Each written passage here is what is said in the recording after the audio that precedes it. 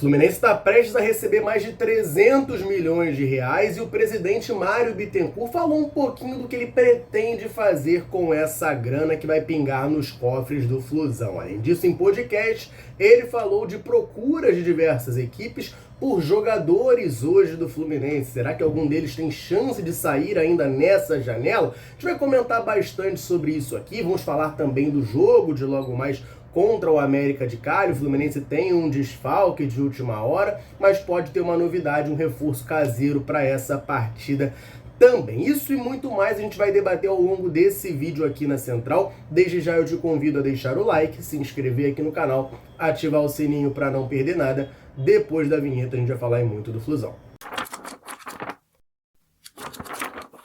A campanha do Fluminense na Copa do Mundo de Clubes nos Estados Unidos rendeu em premiações mais de 300 milhões de reais ao Flusão. Para ser mais preciso, o valor total é de 60,8 milhões de dólares, que totaliza ali algo em torno de 332 milhões de reais. Com tamanha grana entrando nos cofres tricolores, naturalmente a pressão da torcida é por maiores investimentos, por reforços na equipe profissional e também, claro, o pagamento de dívidas do Flusão. O Mário Bittencourt, presidente do clube, esteve ontem no podcast do Luiz Penido e falou um pouquinho sobre o destino desse dinheiro e sobre o que ele pretende fazer no seu planejamento no Flu com essa grana. Eu abro aspas aqui para o mandatário tricolor, que disse o seguinte, ó: eu ouvi muita gente indagando, e o dinheiro do Mundial? E eu disse, desde a primeira coletiva pós-mundial, que a gente usaria o dinheiro do Mundial como sempre utilizou todas as receitas. Investir em time, estrutura e pagamento das dívidas do passado. Todas as receitas do clube são utilizadas para isso. Por isso, o clube está de pé. Todas as receitas extras nós aproveitamos para pagar dívidas e investir no time. Fizemos 2 contratações, trouxemos reforços na janela do início do ano e também contratações emergenciais em setembro, para nos mantermos na primeira divisão e não perder a receita. Então tá aí a explicação do Mário Bittencourt e eu vou começar comentando de trás para frente, né? Ele fala ali do ano passado, das contratações emergenciais feitas para se manter na primeira divisão e não perder a receita. Tá falando do ano passado, né? O Fluminense faz um primeiro semestre tenebroso, tá na lanterna, correndo sérios riscos de ser rebaixado. A gente só se salva na última rodada, conseguindo pela primeira vez na história uma vitória contra o Palmeiras no Allianz Parque. Um gol, é verdade, do Kevin Serna, que foi um reforço do meio da temporada. E assim, beleza, eu acho que ali o Fluminense de fato precisava reforçar, isso era óbvio, né? Precisava gastar aquela grana, não podia ficar de mesquinharia no mercado, precisava contratar gente sim.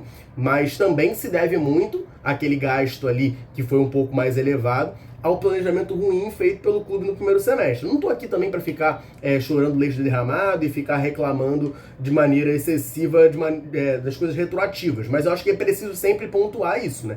Essa situação emergencial que o Fluminense teve que investir no ano passado foi culpa justamente da mesma diretoria que está aí até hoje e que diz que contratou no meio do ano para salvar o Fluminense.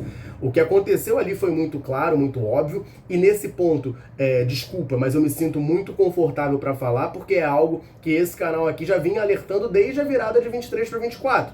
Algumas posturas da diretoria tricolor, algumas ideias claramente tinham equívocos. E isso foi pontuado por nós, né? Porque a galera gosta muito de falar de oportunismo, de engenheiro de obra pronta, que reclama só quando as coisas dão errado, mas aqui a gente às vezes faz o papel do chato, que é de reclamar mesmo antes das coisas darem errado. E naturalmente o torcedor de um time de futebol ele não vai querer ficar ouvindo crítica, ouvindo reclamação sobre o seu clube, mas eu entendo, e o Daniel também, né, que trabalha aqui junto comigo, a gente entende que é nosso papel, às vezes, ser esse chato, né? Esse chato que reclama antes das coisas acontecerem, justamente para tentar, de alguma maneira, evitar problemas. E o que aconteceu na virada de 23 para 24 foi muito nítido. Além do salto alto que aconteceu, sim, com diversos jogadores do Fluminense, existia, principalmente no começo do ano, aquela soberba de que o time, por ser campeão da Libertadores, iria conseguir a qualquer momento ganhar os jogos. Eu lembro muito bem de, depois da eliminação para o Flamengo na Taça Guanabara, no Campeonato Carioca, na verdade, eu não lembro se foi ainda na Taça Guanabara, acho que não. Foi na semifinal. O André falando pra ter calma, que o time tinha sido recentemente campeão da Recopa e da Libertadores, e não é muito bem assim que a banda toca. Além disso, muito se colocou a culpa no antigo treinador, no Fernando Diniz, que é um cara que eu, particularmente, sempre fui muito crítico, então, mais uma vez, me sinto super confortável aqui pra dizer.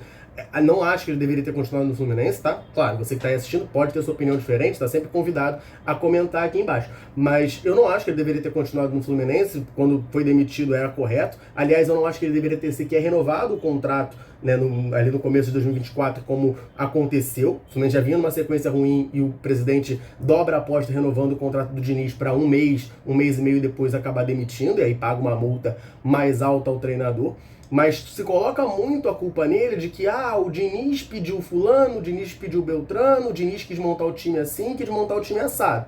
É verdade, eu sei que isso aconteceu, conversando com pessoas ali dentro do clube, eu escuto algumas informações de coisas que aconteceram, da própria postura do treinador, de às vezes se sentir um pouco ali dono do clube, entre aspas, tá? Não de uma maneira tão pejorativa quanto pode soar, mas de entender que, era uma parte muito ativa na montagem do elenco. Eu já ouvi histórias, né, que aí não tem como confirmar 100%, mas do Diniz já ligando diretamente para jogador para contratar para o Fluminense, antes mesmo da diretoria fazer esse movimento, como seria natural e tudo mais. Mas vale lembrar, o Fernando Diniz, eu sempre falei isso aqui nas lives que a gente faz, nos vídeos. O Fernando Diniz, por mais que ele pudesse ter vários equívocos no começo de 24, e quando eu falo desses equívocos, eu não estou anulando os acertos de 22 e 23, tá, gente? Isso é importante frisar aqui. Mas por mais que ele tivesse esses equívocos, ele começou a ter esse poder, digamos assim, dentro do Fluminense para tomar decisões que se mostraram equivocadas, porque alguém deixou. Eu até brinco dizendo, né? Até onde me consta, o Fernando Diniz não invadiu o CT Carlos Castilho, botou arma na cabeça dos outros, rendeu ninguém e falou: a partir de agora eu mando no Fluminense. Negativo. Ele foi contratado para tal, e se ele tinha aquele poder, é porque deram a ele esse poder, né? Isso é importante frisar aqui. E quem deu a ele esse poder foi alguém que também foi eleito para gerir o Fluminense, foi escolhido pela torcida. Então é quem eu sempre cobrei mais aqui. Naturalmente, por uma coisa hierárquica, na hora do desespero você bate mais no treinador porque é o mais fácil de cair. Mas a nossa crítica aqui sempre foi acima, né? Sempre foi para a diretoria, porque é quem manda. Se tem um problema aqui embaixo na grade de hierarquia, o responsável é quem está aqui em cima, que é quem manda. Então, esses aí são os gastos que o Mário falou aqui, eu achei importante fazer esse disclaimer.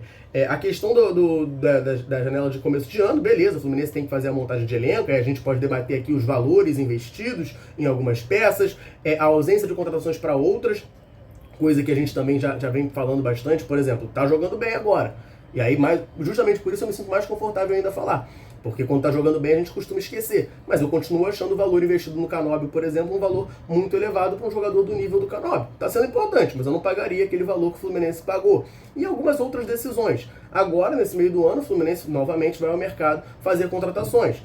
Tá muito perto de anunciar o Igor Rabelo, deve ser anunciado oficialmente hoje, né, como reforço do Fluminense.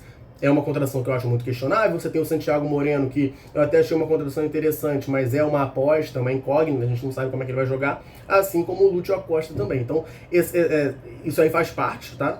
Nenhuma contratação é certeza, mas a maneira que o Fluminense faz é apostando muito no risco. E aí ele fala dessa questão, né, das receitas extras e do pagamento de dívidas.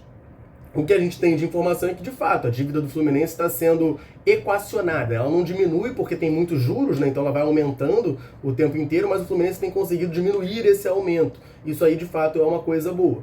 Naturalmente, cara, você pegar uma pancada de 300 milhões de reais, você imagina, o Fluminense agora tá rico, vai sair contratando gente.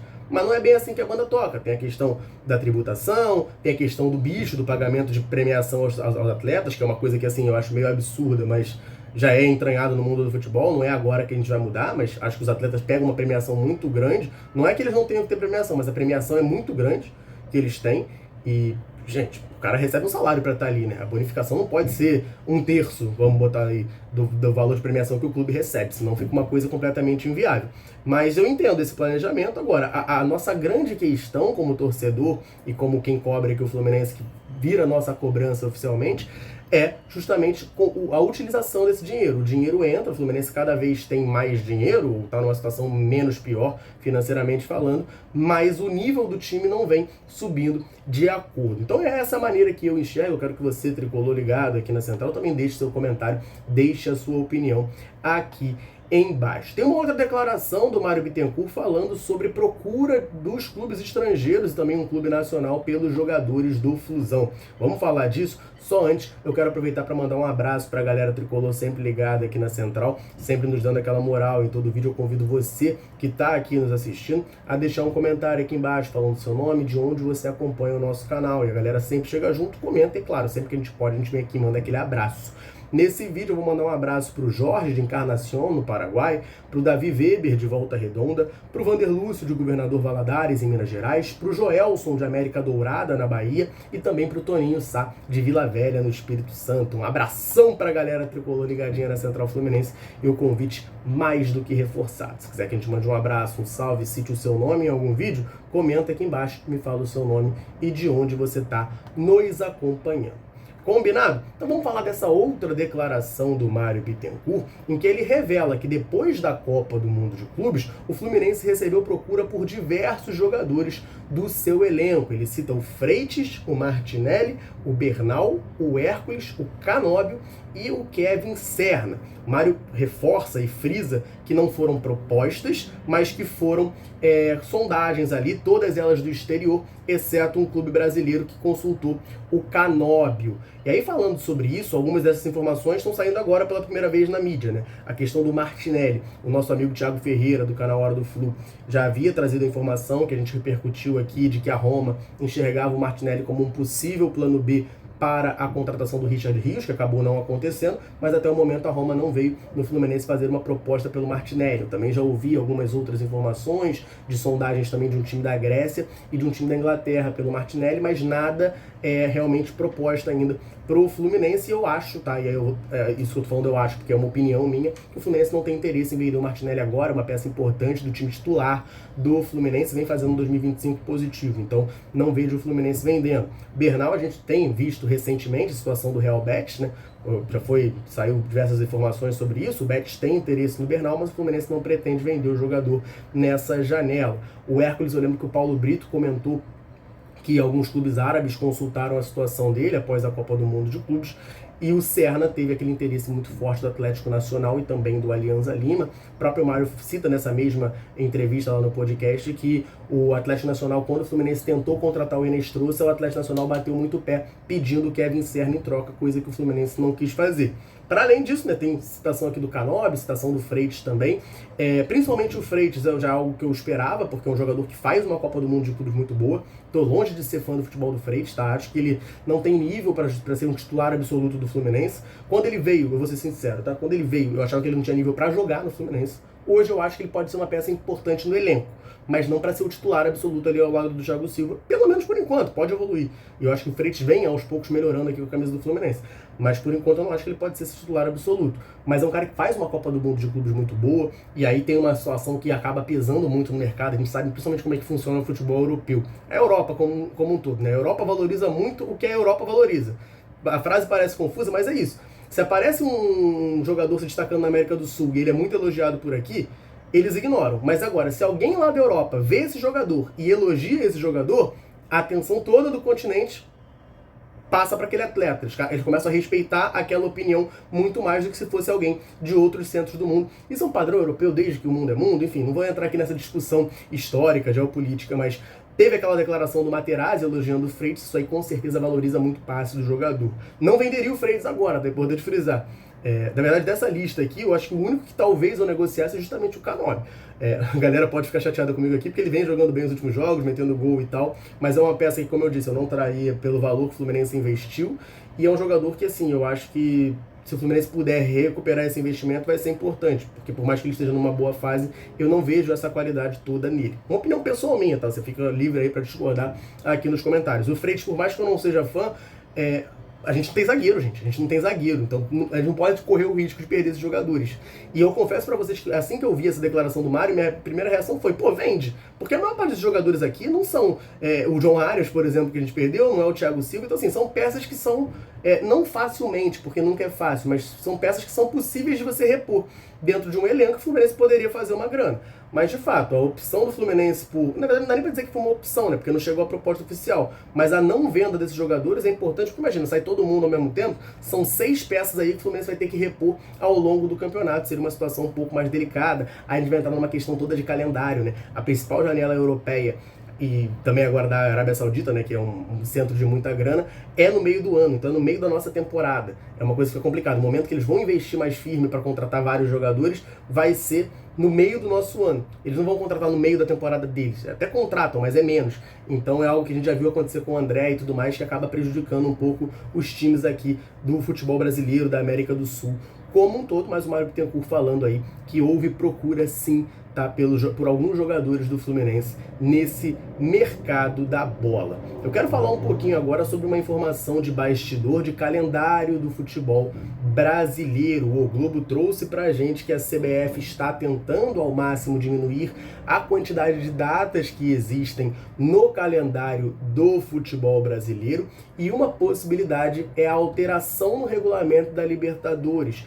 A CBF está em contato já com a Conmebol nos bastidores para tentar trocar as vagas da pré-Libertadores do futebol brasileiro. O que seria isso? Hoje são 2 times brasileiros que jogam a pré-Libertadores. E a ideia do Samir Chaldi, presidente da CBF, é que o Brasil não tenha mais essas 2 vagas na pré-Libertadores, abra mão, e, em troca, ganhe mais uma vaga diretamente na fase de grupos. Uma das reclamações ali do presidente da CBF é que nos 2 últimos anos o chaveamento colocou as equipes brasileiras para se enfrentarem ainda na pré. Então, na prática, só um brasileiro chega realmente à fase de grupos.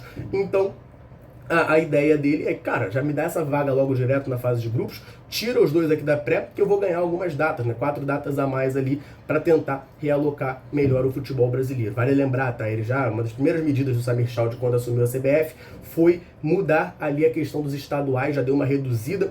Antigamente tinham 16 datas, e agora para frente está previsto que tenham somente 11 datas, já diminuindo um pouquinho o tamanho do campeonato estadual, para que melhore um pouco essa questão do calendário. O Renato Gaúcho fala muito, né, do calendário, o pessoal fez até um edit brincando que eu achei genial, de coletivas do Renato, ele sempre falando dessa questão de jogar a cada 3 dias, não ter tido folga, do desgaste e tudo mais. Ele não é o único a falar, né, mas é um cara que fala bastante sobre essa questão que acaba prejudicando muito a qualidade das partidas e também do produto futebol brasileiro como um todo. E falando em partida, vamos falar um pouquinho de Fluminense e América de Cali, hoje 9h30 da noite no Maracanã, jogo que pode marcar, e se Deus quiser marcará, a classificação do Fluminense para as quartas de final. Marcelo Neves, do GE, publicou ontem que já eram mais de 28 mil ingressos vendidos, com o setor sul e leste inferior perto de esgotarem. Essa manhã o setor leste inferior já esgotou, tá?